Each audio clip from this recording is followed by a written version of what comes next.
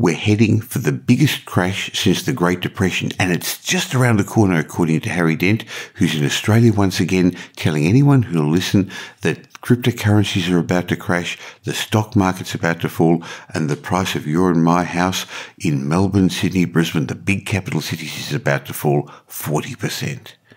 Well, is it really? Today we're going to speak to Harry Dent on the Michael Yardney podcast. I'm also going to speak with Dr. Andrew Wilson, and I'm going to give you my thoughts. So let's get on with the show. Are you interested in property investing, success or money? Well, you're in the right place. This is the Michael Yardney podcast, where each week you'll learn a number of new ideas regarding success, property investment and money in 20 minutes or less. Our show is brought to you by Metropole, who specialise in helping you grow, protect and pass on your wealth through strategic property advice. Now here's your host, Michael Yardney, who has once again been voted Australia's leading property investment advisor. That's the fourth time he's won a similar award in the last 6 years.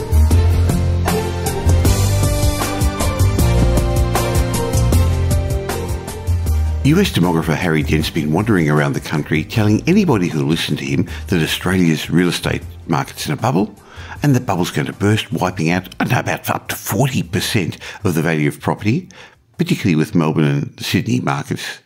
They're going to be the hardest hit. Now, Harry comes to Australia every couple of years, usually when he's got a new book to promote. He throws the cat amongst the pigeons by predicting Armageddon, and in the process gets lots of publicity for his books and seminars. Welcome to this week's Michael Yardney podcast, because I'm going to have a chat with Harry Dent, and I'm also going to have a chat with Dr. Andrew Wilson, and I'm going to give you my thoughts as well.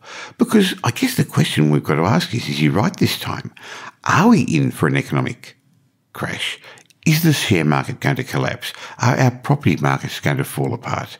Now, I was asked to interview Harry Dent for my podcast, and I was pleased to take up the opportunity. Look, firstly, I wanted to hear what he had to say firsthand, rather than just poo-pahing him without giving him a fair chance to get his point of view across. Then I also wanted to give you the opportunity to hear what Harry had to say in a longer interview than the short grabs that news programs normally get. So this is going to be a longer show. Normally I try and give you my message in about 20 minutes, but today the show's going to be about double that. But there's so much great information, I'm sure you're going to enjoy it. So welcome to all the new listeners, and particularly thank you to the returning listeners who keep ranking this show as amongst the top business podcasts in Australia. I'm sure you're not going to mind that it takes a little bit longer today, because at worst, this show is going to be very, very entertaining. And at best, you're going to learn a lot of new things, as I've broken it up into 3 segments. Firstly, I interview Harry Dent. Then I'm going to give you my take on what he had to say. And finally, I've got Dr. Andrew Wilson, Australia's leading property economist, with me. And we're going to have a bit of a lively conversation as he gives his detailed view of what's ahead for our property markets. Look, but before we get going, I want to give you a word of warning, especially for the faint-hearted. There are some scary predictions made by Harry Dent, so please listen to his whole interview and don't sell up your assets before you hear my views and those of Dr. Andrew Wilson. If you want to have a better understanding of what's ahead for our property markets, rather than just my podcast and my blogs, why not join me at my one-day trainings in Melbourne, Sydney, Brisbane and Perth at my National Property Market and Economic Update, where we're going to go into much, much more detail about what's happening in the property markets. And Dr. Andrew Wilson's going to join me, and Ken Race, Director of Metropole Wealth, is going to be there, plus local property, tax and finance experts. And while it normally costs $99 for this one-day training, I've never done this before, but for subscribers to my podcast, you do subscribe, don't you? For subscribers to my podcast, just go to propertymarketupdate.com.au, put in the coupon code podcast, and you can come as my guest. propertymarketupdate.com.au, coupon code podcast, and come as my guest. So with all the fake news out there at the moment, now that's a great expression, isn't it? Thank you so much, Donald Trump, for giving us that great expression. So with all the fake news out there, let's see if this is or not fake news as I interview Harry Dent, demographer from the United States.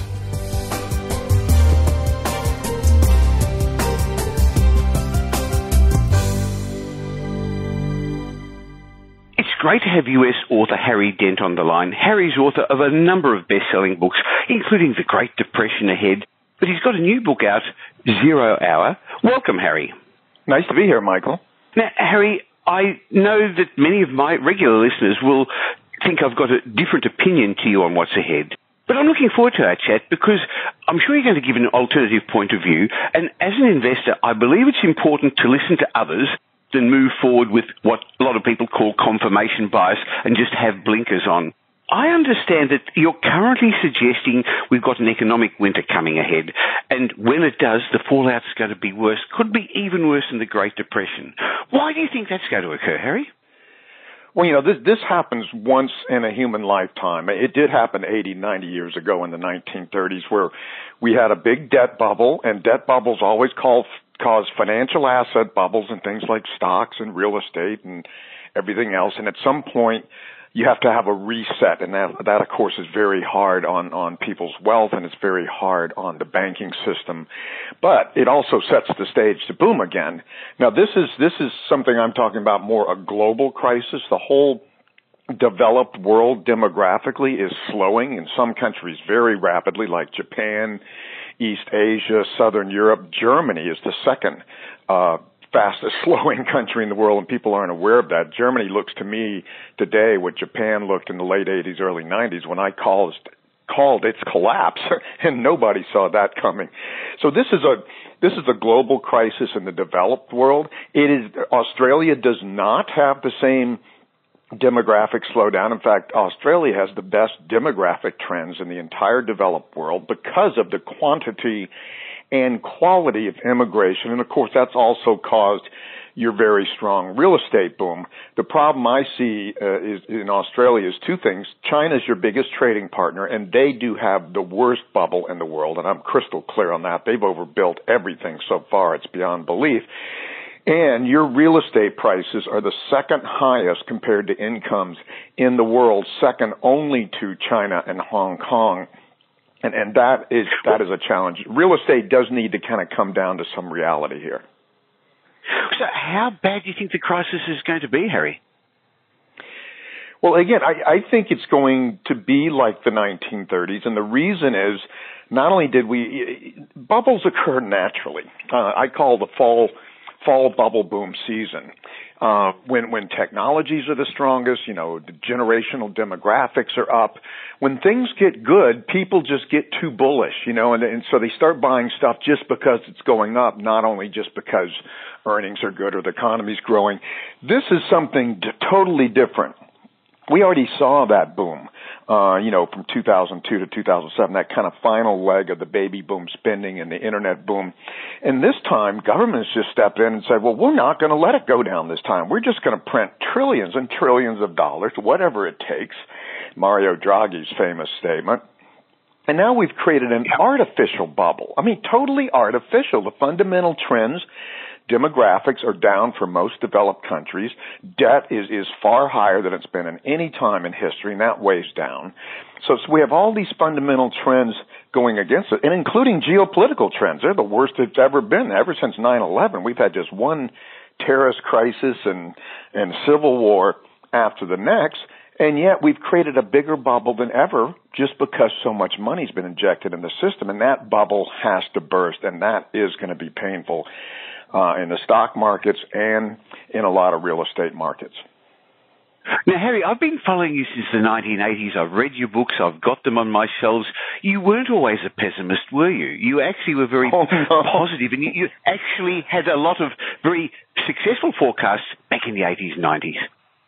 Yeah, I mean, we saw the simultaneous fall of Japan in the 90s and the incredible boom and bubble. We called all of that, and it was all about demographics.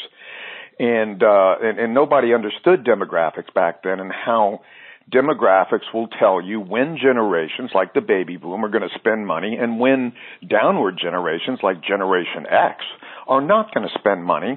And that's something you can see decades in advance. And the baby boom is the largest generation we've seen in hundreds of years. So this wasn't just an ordinary generation. So I knew this was not just going to be a boom. It's going to be the greatest boom in history. That's what we used to call it back in the late 80s.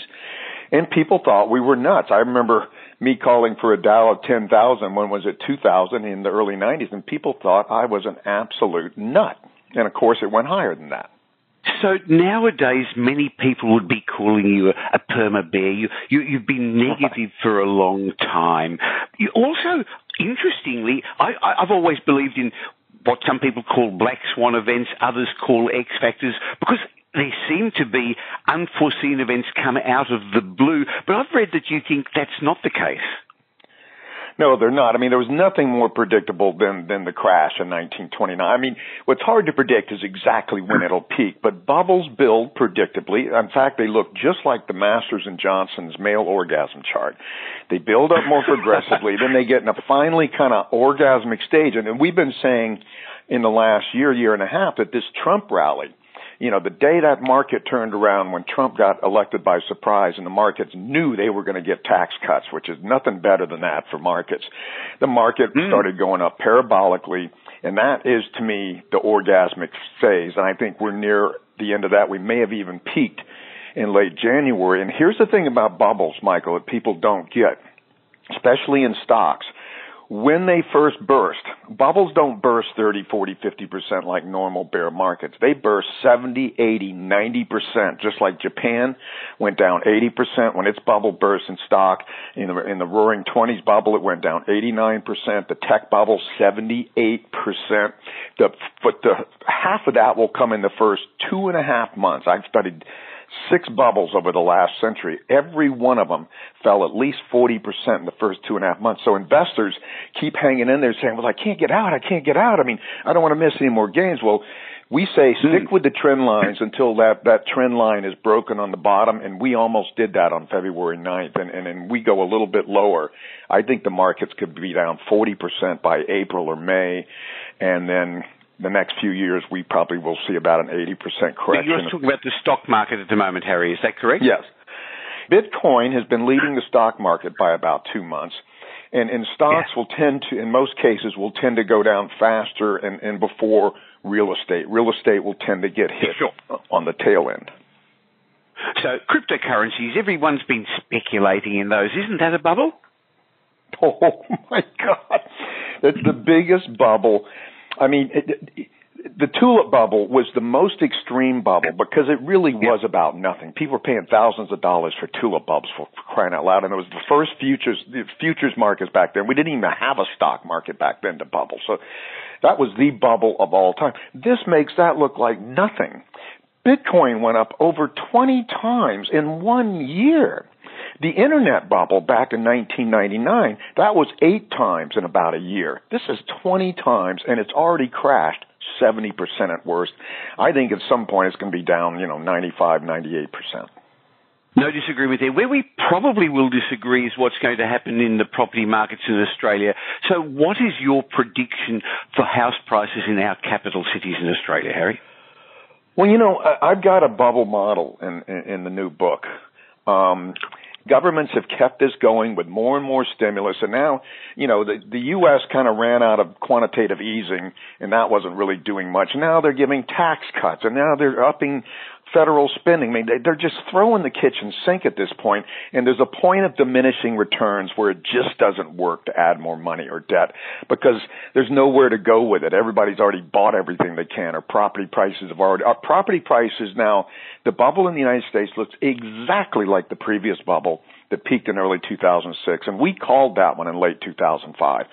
And Australian real estate is twice as overvalued, and Canada as well, as in the United States, and China's more overvalued than anybody. So it's harder for me to judge in Australia because your demographic trends are good. Our demographic trends have turned against real estate in the United States and don't turn back up until 2039 because in real estate I have to do something different that I don't do in other markets and sectors. I have to not just say, here's when the people are going to peak buying in real estate, which is age 41 in the U.S. and 42 in Australia. But when people die, since real estate lasts forever, they become sellers. So I have to subtract the dyers from the buyers. And in Japan, the trends continue down to 2033 before they turn up, and they've been down forever in Japan. The U.S., they turned down in 2006, and they don't bottom until 2039. So it's easy in the United States to see we're going to go a good bit weaker. Australia has a brief downturn for several years and then goes up again before its baby boomers start to dying on the market. So what should a home owner or a property investor who's listening to this do? What should they, considering what you believe is ahead? Businesses are better to lease than own unless it's totally strategic to your business. Now, most people aren't going to want to sell their house, but a lot of aging baby boomers are thinking of downsizing once their kids leave the nest or now that their kids have left the nest. I say, look, do that now, not later. If you move from a large home to a smaller home, you're going to cut some of your exposure to real estate risk. Other things you can do, you can hedge. I mean, stocks are going to get hit for certain harder and faster than real estate, so somebody can take, a little bit of equity from their house and short the stock market as a hedge against it. You can short the Australian market, you can short the U.S. market. Sure. So the thing is just to don't have your head in the sand. Bubbles do happen. People never see bubbles, Michael. Bubbles are like a high. You're like on a drug. You're getting something for nothing. Your real estate's going up 20% a year. Your stocks are going up 30% a year, and you're sitting on the couch. Nobody wants that to end, and it feels good. So when somebody like me comes and says, oh, but this is a bubble. Bubbles look like bubbles, quack like bubbles, walk like bubbles. These are bubbles. And I can put anything. I put the 50 and 60s boom in the United States on my Masters and Johnson's orgasm pattern chart. They don't fit. Harry, does a bubble have to burst, or can it deflate slowly? Never, ever, ever. And I get that question all the time, especially in I'm in Sydney or something, and they'll say, okay, well, real estate in Sydney, yeah, everybody admits it's expensive because most people can't afford to buy any. And they say, well, why can't it just kind of plateau out? And my answer is, if I had ever seen that in history, and I've studied every bubble there is known to mankind back to tulips in the 1600s, I've never seen that happen. Once it goes up parabolically, it is like an orgasm. You can't just get high on an orgasm and then keep it. No man can keep an orgasm going forever. When it does come down, it happens very fast. And stock bubbles in particular, they crash twice as fast as they build, and they're already building parabolically. Now, real estate's different. The typical real estate bubble is 6 years up and then 6 years down. It takes longer for real estate to come down because people don't just sell real estate like they sell stocks or commodities. Sure. They live in it or they use it for their business, So real estate takes longer to come down, and real estate doesn't crash as much as stocks. The worst real estate bubble crash we've seen in our lifetimes was Japan, and that was 60%.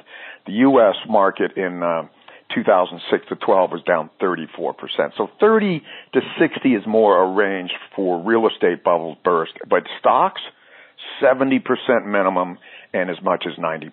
Stocks go, and same with, people say things can't go down 80%. I say, iron ore's already gone down 80% in Australia, your biggest export. So, sure. So that's it depends what you're talking for commodities too, 80%. No argument.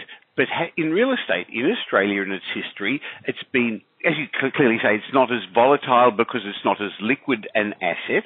But having said that, even in the Great Depression, we've not ever had in the big capital cities, forget the small mining towns, forget the regional areas, we have been driven by demographics. One of the lessons I learned from you 30, 40 years ago, that demographics drives our markets. But my suggestion would be in my hometown, Melbourne, where our population is growing at 2.4% per annum. In the next 4 years, it's going to go up 10%. And looking at the demographics, a large percentage, 55% of our population growth is coming from immigration, household formation age, more people living longer, people but things like immigration do tend to slow in downturns, Michael. They do tend to slow. I don't care what causes a bubble to go up, whether it's lack of supply or high demand. Any bubble, if it keeps going up parabolically, will get to the point where nobody can afford it. You're going to have to be a multimillionaire to buy a one-bedroom condo. In Vancouver, they have 400-square-foot condos that cost $1 million. 400 square feet. Who the hell can live in 400 square feet? There's a limit to how much something can go up, even if it's for good reasons. But you are right. China's not going up for good reasons. China's overbuilding, and investors in China are buying empty condos and office buildings and thinking that's okay. That's not good. You're right. Things are going up in Australia because of strong demand versus limited supply. But again, how much can it go up? It's at 10 or 11 times income. Do you think people can pay 20 times their income for a house? I believe you also think that of all the developed countries, Australia's in the best position. Would that be right? Yes, absolutely. Two things. You will not get hit as hard. I mean, real estate's going to go down more in the United States, and it's nowhere near as overvalued in these because we don't have good demographic trends, and you do. Also, when this crash happens, however much it hits, it's going to hit every stock market in the world. I mean, you guys had a bigger stock market crash than we did last time around, and you didn't have a recession or a real estate crisis like we did. This place has, like you said, that fundamental growth through immigration that's going to cause you to have another strong bull market. Most developed countries are going to have trouble growing even in the next global boom. The second thing you have is you're on the cusp of what I've identified demographically and with urbanization trends. The strongest part of the world is not going to be Latin America. It's not going to be the Middle East. It's not going to be Africa, maybe Africa. It's going to be Asia and Southeast Asia. It's going to be India and Southeast Asia. And that's your neighbors. You're my number one pick to where I would buy in the developed world, invest. And then, of course, India and Southeast Asia is my number one pick in the emerging world. Not China. China's overbuilt so far, and China's demographics are already slowing. Their workforce growth peaked in 2011 and is slowing, and their migrants, their biggest growth surge is migrant workers coming from rural areas into urban. And guess what, Michael? Yes. From 2014 forward, they're going back home because real estate's too damn expensive, and there's too much traffic, and they're choking on smog. They're going back to the rice paddies. So see, that's another limit. How high can real estate get where people can't afford to buy it? And it's already happening. Some people are still able to afford it. It's affordable to whom? I know. Chinese buyers are the ones that can afford to buy real estate in Melbourne and Sydney right now because they're making so much money on their overvalued real estate in China. And the baby boomers who've got the great wealth effect from having bought their properties 30, 40 years ago. Harry, what's going to finally cause the bubble to burst? When is it going to happen, and what's going to be the thing that pricks the bubble? I think Bitcoin's one thing. I think to see some major real estate markets like the U.S. or China start to go down would cause people to question real estate everywhere. Bitcoin, again, I said Bitcoin's not the bubble because it's too small in market cap, but it's an extreme bubble, and it's bursting extremely. And when people see bubbles burst, they start to say, well, what's next? And I think the stock market is what gets hit next. And then when that grows, people will start saying, well, what about real estate? And all it's going to take is a couple of real estate markets to start to blow. And China's a darn good candidate, and so is London. London's starting to crack. Miami's starting to crack. New York, and all the markets that are cracking this time around, it's the opposite of last time, Michael. It's the high-end cracking. Because it's the foreign buyers that have driven that up so much. What would you say to the listeners who've been following you? You've come out in 2014, 2011, 2012, and you've said in the past, we're going to have a crash, your homes are going to drop in value. What would you say to somebody who 4 years ago and 8 years ago went to your seminars, listened to your advice, didn't buy, or sold their house, and property values have kept increasing? Why would they believe you now? I hate to say it, Michael, I missed that one. I've forecast more things than all the rest economists put together. Major things like the collapse of Japan and the real estate bubble in the U.S. and the tech bubble in the U.S. and on and on and on. I missed this one. I mean, I underestimated the strength of the demographics and how high these things could go. So I missed that one. I was early, no question about it. So you believe this is still a continuation of that bubble you talked about in 2011-12? Yeah. What happened? I mean, again, countries like Spain and the U.S. were two of the biggest ones. We had big corrections and resets, and countries like Canada and Australia never even blinked. I mean, never even had a temporary slowdown, just kept going straight up. Canada now is more than twice as overvalued than the United States, and so is Australia. Or some would say, maybe you don't understand the Australian fundamentals and you can't translate what you're seeing overseas to things that are here because you're an outsider. How would you answer that? Well, I tell you, I always compare it. I spent 22 years in California. I've seen their entire real estate bubble, and I consider California and Australia to be very similar. They're both very attractive places, very nice climates and beaches and you know, great people and innovation and all this sort of stuff. And in California, it's always gone up higher than the rest of the country. Even when it crashes, it's still is higher. It's a very attractive place, but California did have, I've seen a small bubble burst there when I was there, and then a big bubble burst, and we got another one almost for sure because the most overvalued markets in the U.S. are San Francisco and L.A. Thank you for giving me and listeners this insight. Your book, 0 Hour, if people want to read it, and it's available in all the good bookshops in Australia and online, what are they going to get from buying your book?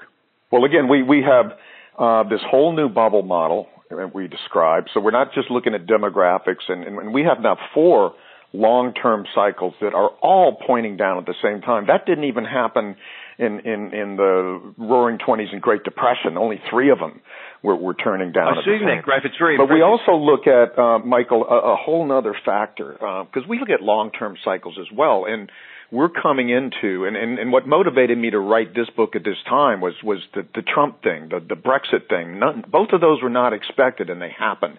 And everybody, half the states in the U.S. are talking about seceding from the Union, and North and Southern Europe are 2 different economies that can't really operate under the same euro, and they're going to have to change that. I see the biggest political, social revolution since the advent of democracy, the American Revolution, the French Revolution, the 1700s, and the emergence of free market capitalism, and Adam Smith, the first real economist in history, maybe still the greatest. So I see this sort of period. It's going to be disruptive in a lot of ways, and it's starting with stuff, all these populist movements and Trump and stuff. It's not going to end that. That's the all-star wrestling fans that are angry and trying to take over the economy. Real change comes from the progressive parts of the economy. So I think there's going to be huge changes. I've got a long-term graph in all of my book called The Great Resets, and it shows that the longest slowdown we had in Europe was in the 1700s after the South Seas and Mississippi bubbles burst, a 69-year bear market. But then we had that revolution in the late 1700s, democracy, capitalism come together, like fire and ice.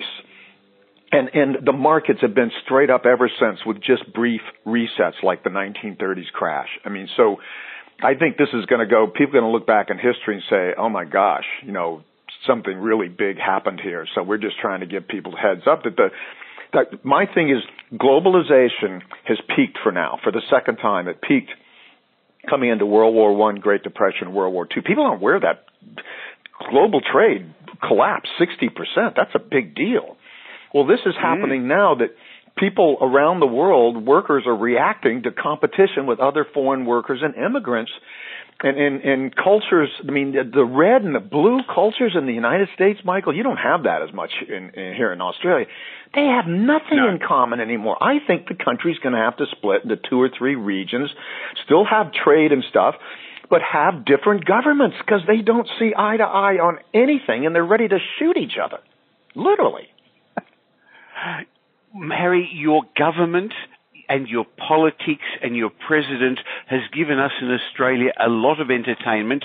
So may I say thank you very much, because it has been a fascinating play to watch as it plays out. I'm watching it. I moved to Puerto Rico for a lot of reasons, but I'm watching from there and happy I'm not there, frankly. It's crazy. So I really appreciate you giving us your time, your insights, and I haven't read 0 Hour yet, but I'm going to, because, again, I believe it's important not to go forward with blinkers on and look at all sorts of options. Having said that, while we don't fully agree, I very much appreciate the time you spent with us. Okay, I enjoyed it, Michael.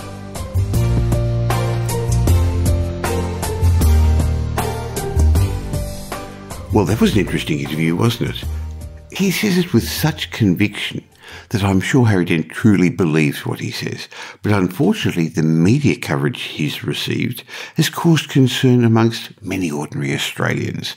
Lots of my clients and a number of media outlets have asked my opinion on these claims.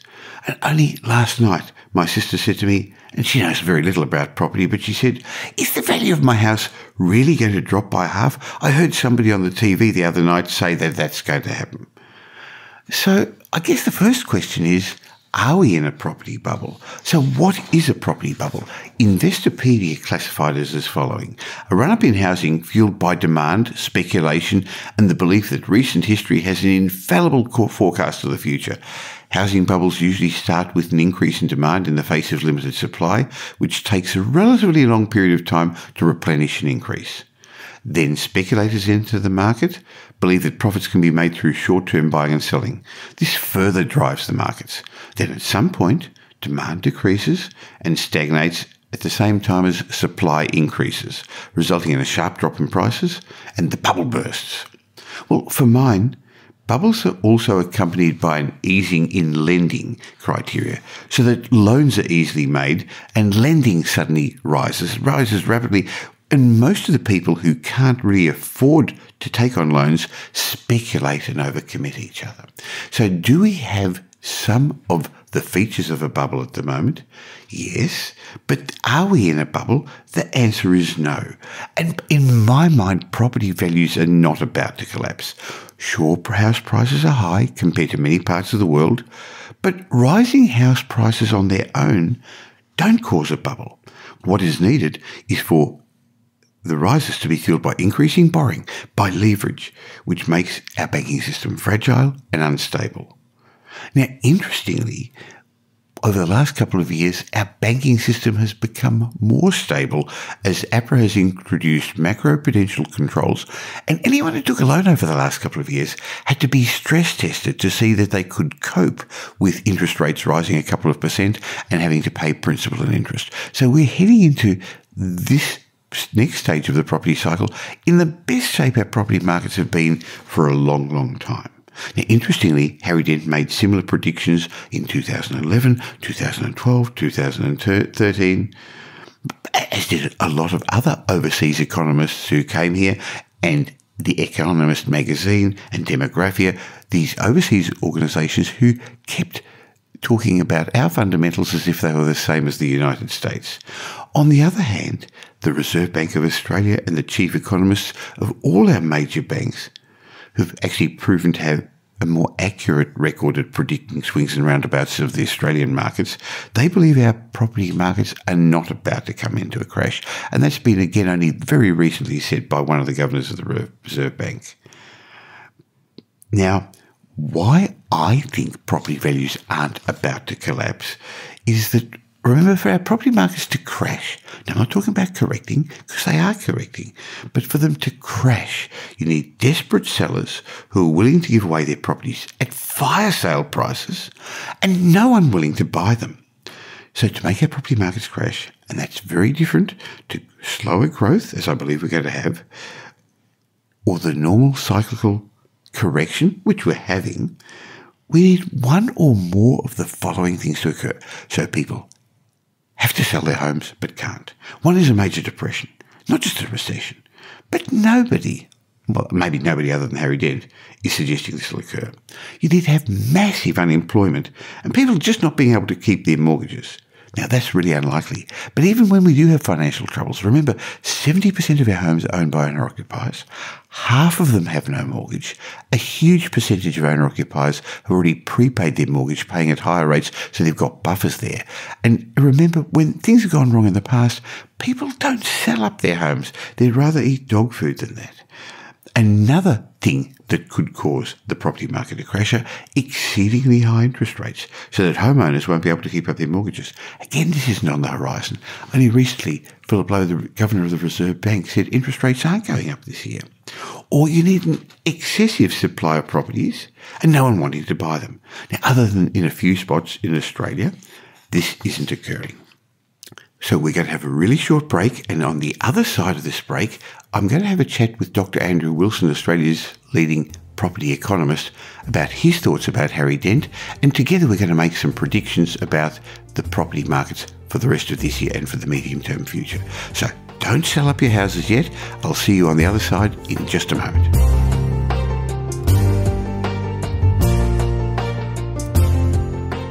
Are you wondering who you can turn to for independent and unbiased advice?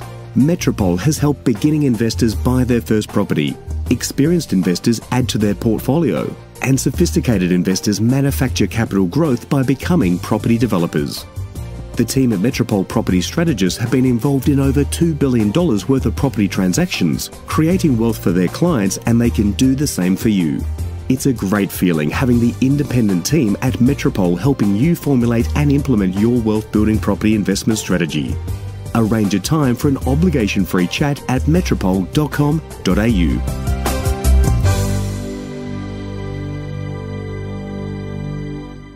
So we've just heard Harry Dent's view that the cryptocurrency markets are going to crash, the stock market's going to crash 80%.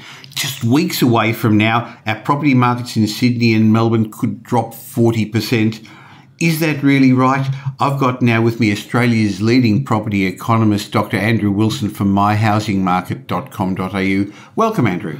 Thank you, Michael. Well, you've heard it before. Harry Dent's been here 4 years ago and 8 years ago. And he hasn't been right then. I know that you believe some of the things he is suggesting are a concern to our economy. But are our house values, your and my property values, going to drop 40%, Andrew? No. And it just feels like Groundhog Day to me, Michael. And I'm not sure, we should be responding to these types of, again, outrageous predictions. And I'm sure they're very exciting and, they'll create the headlines they're designed to create. But the reality is, I think if we looked at the probability of any price falls in the Sydney or Melbourne market this year, and we're talking about aggregated market outcomes, that's the median for the whole capitals, that it's a very unlikely event that we'll see any lowering of house prices in Melbourne and Sydney. In fact, demand remains very strong in both those markets.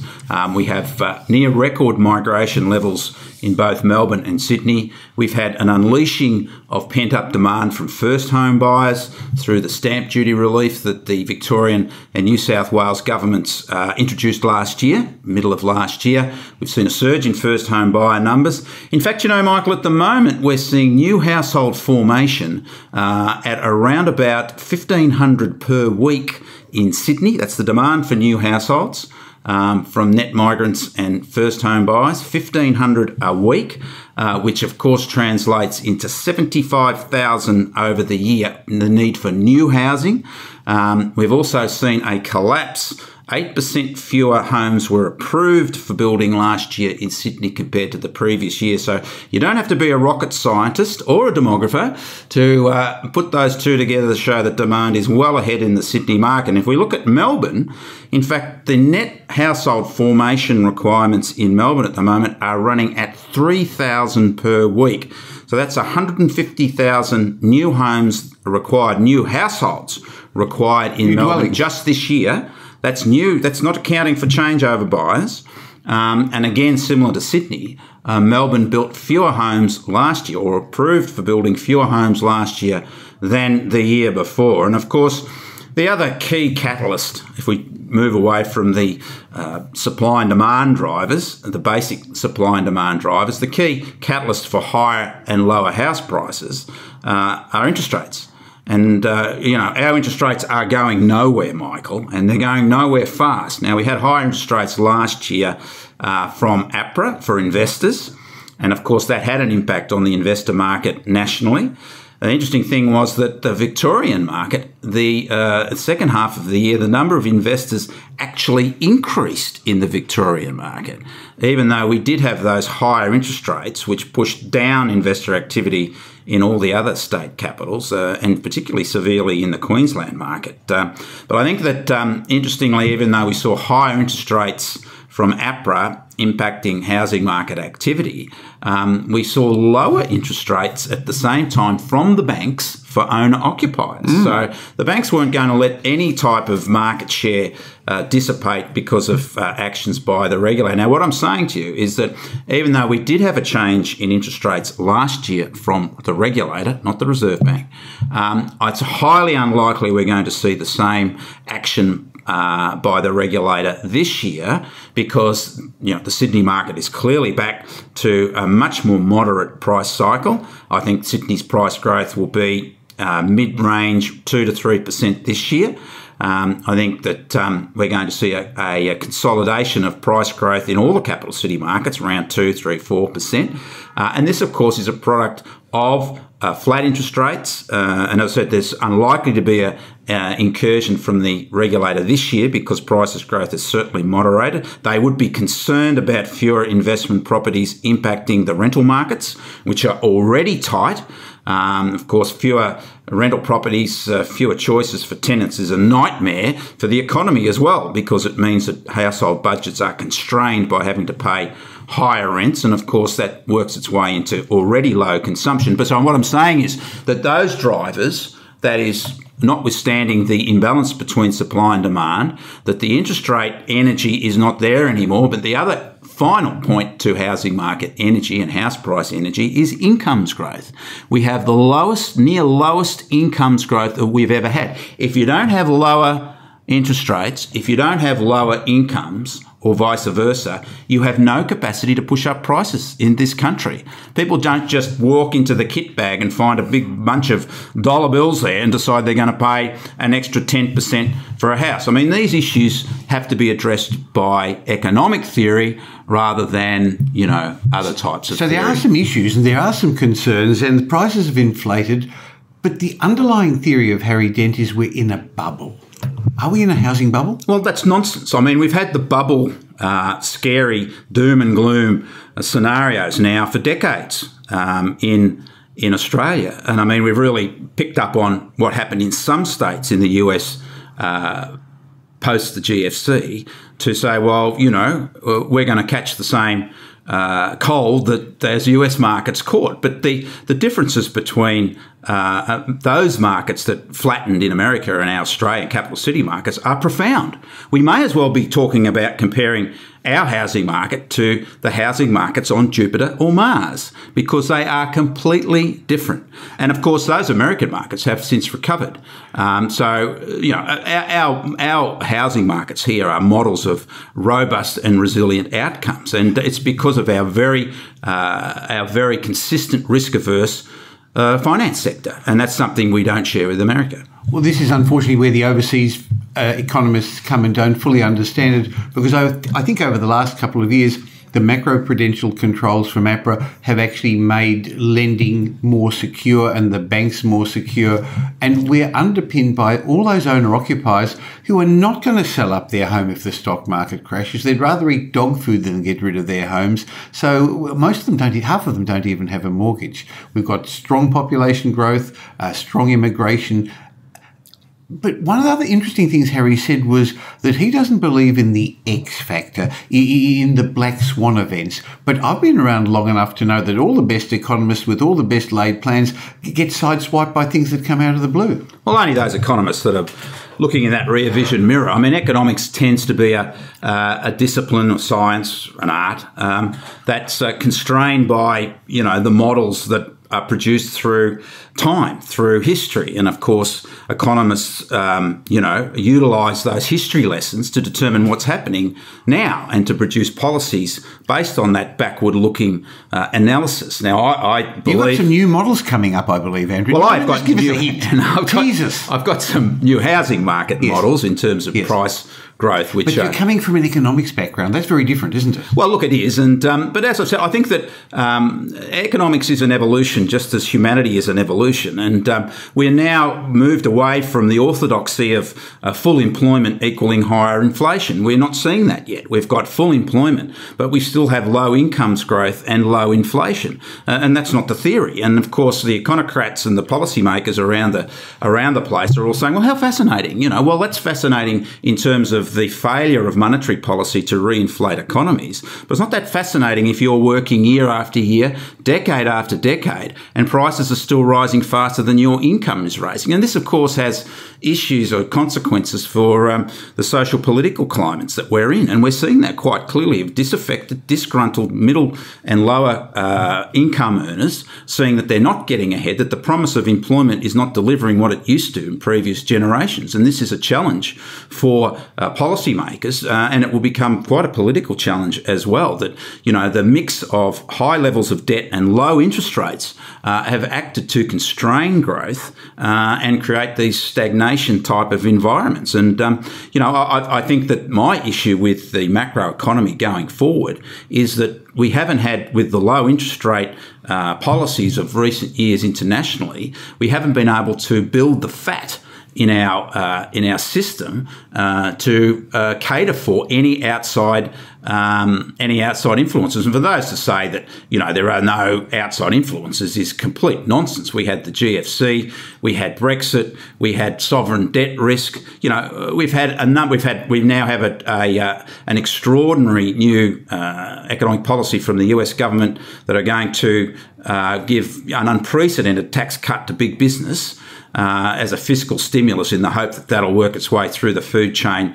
and create economic growth. Great if it works. If it doesn't work, it's just going to add to what is already an extraordinary debt load in the US. And of course, by extension, we're now seeing other economies following the same, or thinking of following the same path, you know, with significant cuts to corporate tax rates, you know, in the hope that the trickle down will work its way through to higher levels of growth. I don't believe it will happen. And I think this is an issue for our macro economy going forward, that if we do get an outside external event, whatever that may be, we won't have the capacity, at least in the shorter term, to be able to ride through. You know, the best news we could have would be higher interest rates, because higher interest rates are always the best news for any economy, because it shows we're going well, that we've got demand way ahead of supply, and we need to moderate that. So we hit the global financial crisis in a good economic state with high interest rates. So we had the capacity to lower interest rates, give away pink bats. Remember the pink bats? Yes. Create jobs, and that got us through. What I'm hearing you say is we may not be in that position. Well, we have nothing left. And look, we're probably in Australia more fortunate because our interest rates are still amongst the highest in the world. So we have somewhere to go. But we don't have any money in the kitty as we had back in GFC, because in GFC we had a war chest that had been built on a remarkable boom in our resources, particularly from China through the late noughties, and that gave us the capacity to spend our way out of the GFC. Now, that's allowed us to have our interest rates higher than anywhere else in the world, and other established economies cut their rates to zero, and nothing happened. Now, the US has increased its interest rates, not against a backdrop of a burgeoning economic environment, but as an understanding by the Fed that they needed to have that fat that I was talking about, and that they were prepared to take some early risks to get interest rates above zero, because they needed to have the capacity to at least cover any external threat to their economy. So, you know, that's been a positive outcome, and they deserve plaudits for taking that particular policy stance against what was still a recessionary economy. But, you know, even given those, I guess, counterintuitive interest rate increases from the US, they're still below where Australia's rates are at the moment, and that's why our dollar is so high. So, look, these are interesting economic issues, and I don't think they're really assisted by, you know, the same old chants, the same old mantra of the doomsayer, which year in, year out, decade in, decade out, prove to be wrong. And let's hope that we don't get any significant external impacts on our global economy, because our global economy now has never been more global. I mean, that's the other thing about the digital age, is that now we have, you know, digitised financial markets. It doesn't necessarily mean that if you give a leg up to one economy in terms of a tax break, as per the US, that it will transfer its way into the local economy. It may work its way through all the various channels of the international digitized economy. You know, the net economy. So what does it mean to the average property investor, homeowner, small business person in Australia? Are there good times ahead? Absolutely. Relax. I mean, it's never been a better time to own property in this country. Interest rates are at an all-time low. You don't have to worry about the roller coaster anymore. Prices growth will be flat but positive. And of course, we have an undersupply of rental properties. So that means that yields will remain where they are. So you're going to have 2, 3, 4% increase in your capital growth. You're also going to be getting 3 or 4% return in terms of a gross yield. And there's a more consistent environment for these returns than we've had in perhaps ever, certainly since the 1960s, which was a completely different environment in terms of interest rate settings. And of course, interest rates are the key. Now, you know, it's been over 7 years, Michael, since Australia had its last increase in interest rates, which was Melbourne Cup Day 2011. I remember. 2010, I'm sorry. It slowed, 2010 and it slowed. The two interest rate rises slowed the markets, didn't it did. And, you know, we were going through a particularly strong period through our stimulus package. Yes. Now, that is over 7 years ago, Michael, which is the longest period our economy has ever gone without an increase in interest rates. And there's no increase, even the Reserve Bank, well, not even, but the Reserve Bank concedes that interest rates are likely to stay lower for longer, that there is no prospect likely this year of a change in interest rates. They have said that they believe the next move will be upwards. Well, I'm not so sure about that, but they're certainly saying that they don't know at this stage. It's going to be another year of flat interest rates, and I think that we'll see APRA as well sidelined this year because they've done their job in their mind, and they don't want to cause macroeconomic imbalances, as I suggested before, by restricting the level of dwellings coming into the marketplace, which is already low. I mean, if we've got this big collapse in building approvals, where's the growth going to come from in our economy? If consumption is low, because incomes growth is low, where's the growth going to come from in our economy? I'm sure politicians are feeling a little bit nervous, more nervous than usual, about the prospects of what they can sell out there in the marketplace. And hopefully it won't be, the snake oil of cutting rates to corporates, and of course, the corporates cutting tax rates to corporates, because of course, that makes every big company or company quite happy to pay less tax. But at the end of the day, if it's just puts more fuel on the stagnation fire and makes us more vulnerable to external shocks, then I don't think it's such a good thing. So in summary, good times ahead. Thank you for putting some balance into the discussion. So the sky is not falling down and you and I are not really henny penny. Well, no, and it never has fallen down, Michael. And but that's the other interesting thing looking back in history. It never has. Never has. Yeah, even our worst economic environment in this country, and of course not the Great Depression, which was another world, but was the recession we had in the early 90s in this country. We lived through it. And we had our worst unemployment outcomes, terrible environment for any homeowner in terms of confidence, but we actually saw prices increase in all capital city markets through that period, albeit small, except the Melbourne market. Yes. And those markets bounced back quite sharply. We're very lucky in this country, Michael. Resilient, robust housing markets, and the key to it all are our friends, the banks, who, even though they have that incredible market power that I guess we're a little bit miffed about from time to time, it does mean that they don't have to take risks with their business model, which means they won't take risks with their lending, which means they won't let us take risks with our lending. I think that's a really good point to finish off on, because the banks are much healthier now than they were 2 years ago. Absolutely, and much healthier, interestingly enough, than they were in the Great Recession that we had, when they were exposed to more risky lending from big business, and then they shifted their business model at the speed of light into the housing market, and that's why they're so profitable. Thank you very much, Dr. Andrew Wilson. Thank you, Michael. Well, that's it for another show. Boy, did we cover a lot today. Harry Dent's views, my views, Dr. Andrew Wilson's views. And I guess we're all reasonably passionate about our beliefs, but I hope you understand that we're in for some good times. And sure, the market is turning, and clearly there are problems around the world, economically, socially, politically. But having said that, we live in the best country in the world at the best time in history, and if you have bought well-located capital city properties, you don't have to worry. My suggestion, though, is if you're interested in finding out a bit more about what's happening in our property markets, join me for my one-day trainings around Australia. Remember, I mentioned right at the beginning, you, as a subscriber to my podcast, can come as my guest.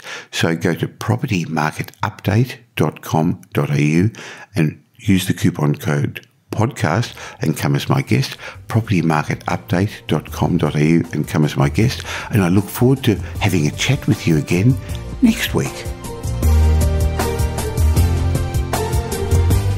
Thanks for listening to this week's episode of the Michael Yardney podcast, which was brought to you by Metropole, who help their clients grow, protect and pass on their wealth through strategic property advice. If you got value from listening to this podcast, please leave us a review and we'll read it out on a future show. Just go to michaelyardneypodcast.com/review and it will take you over to iTunes where you can enter a review and let us know what you think.